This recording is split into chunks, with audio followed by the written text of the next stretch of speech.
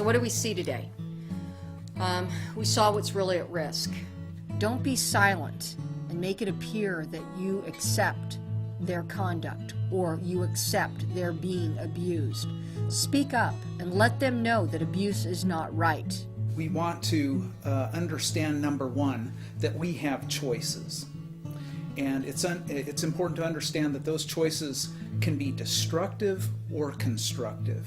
If we choose a violent way of coping, those are destructive choices. Expert on domestic and teen dating violence, Jill Murray, offers advice on how to spot the warning signs of emotional and physical abuse and ways for teens to avoid abusive behavior in relationships. You may be in a dangerous relationship if, before you met your boyfriend, you had more friends than you do now. Your grades have declined in the past weeks or months. Before you began dating him, you were more outgoing and involved with family, school activities, and/or your place of worship.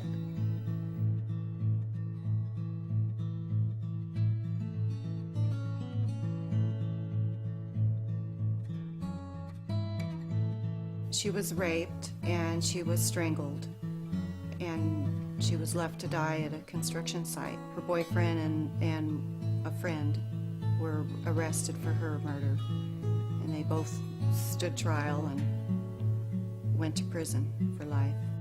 And he wouldn't open the door until I keep jiggling the door. Open the door. I keep yelling, open the door. And that's when he opened the door and I saw my daughter laying on the bed with her eyes just rolling back, trying to hold her last breath. Hey, she's going to have a blank look in her face. Okay, I need you to help stop the bleed. They're on their way.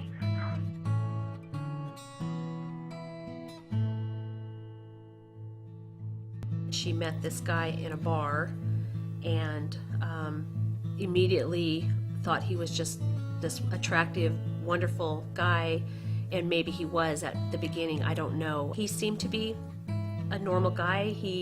I didn't see all his tattoos.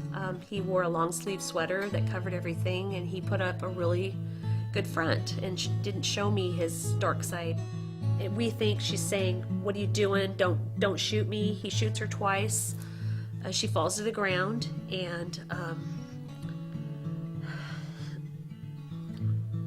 she tries to get up, and he shoots her 2 more times, and then he casually gets back into the car and drives away.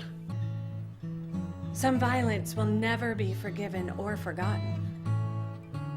No one should ever love you to death.